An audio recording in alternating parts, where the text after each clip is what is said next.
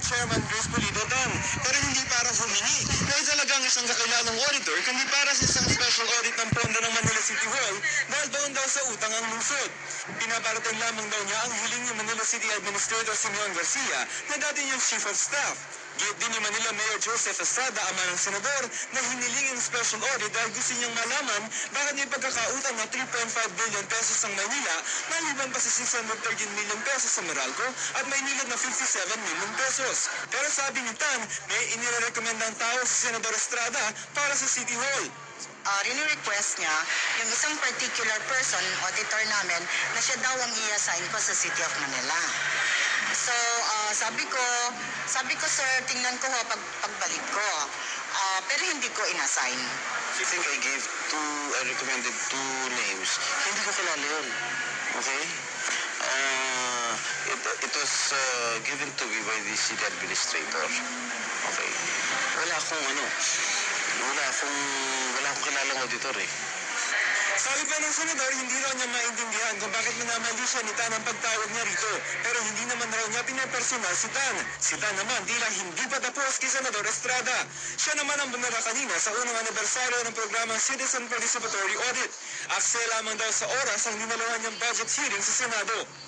I was wondering to myself, oh my, what a waste of a positive goal. You know, all these things that you have to go through just to get the budget, and I don't think that there was really any kind of national interest or significance there. 7 oras daw naghintay sa Senado nitong Lunes ang mga ahensya magdedepensa ng budget at pagkasala nga ni Tan, kinuha itong pagkakataon ng Estrada para komprontahin siya tungkol sa pork barrel scam. Si Estrada ay isa sa 3 senador na sinampahan ng reklamo kaugnay na umani-manumal ang paggamit ng Priority Development Assistance Fund o PDAF.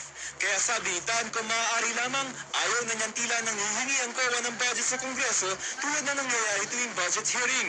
Ang gusto ni Tan, automatic appropriation o automatikong lalaanan ng budget ng ahensya. Tinatrabaho na raw ng COA na palitan ng kanilang charter. We are already at a disadvantage. Mahirap daw kasi na sa mga senador at kongresista humaharap ng COA para manghingi ng budget. Nakita nga raw sa issue ng pork barrel scam na pwedeng magbangga ang COA at ang Senado at Kamara. By the very nature of our work, because we are accounting for the people's money, no? Ang talagang matatapakan namin dyan, o makakabangga namin, if I may use the term, no? Ay mga nasa gobyerno, politiko. Pero tanong ni Estrada, Who audits themselves? Kung meron silang irregularidad, siyempre matatakot yung resident auditor nila sa chairman o sa mga commissioners. Kaya ilipat sila, tanggalin sila sa pwesto. sa ngayon ay aprobado na ng parahong kapulungan ng Kongreso ang budget ng COA. Joseph Morong, nakatutok 24 oras. Inulan po ng batikos ang Administrasyong Aquino sa umuray mabagal na pag-aksyon pagkatapos hagupitin ng Bagyong Yolanda ang mga kababayan natin sa Visayas.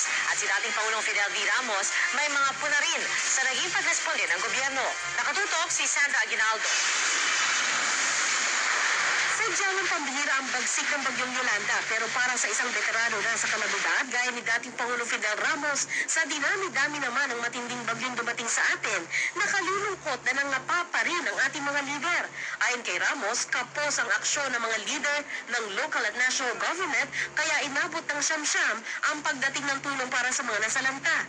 Ang suma niyan lack of leadership at each level.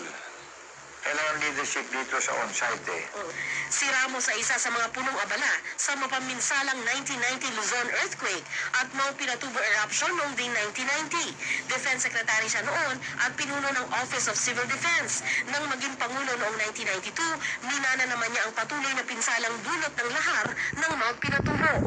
Bagamat naiiba raw ang Bagyong Yolanda, naging mabagal ang distribution ng relief goods. Tila raw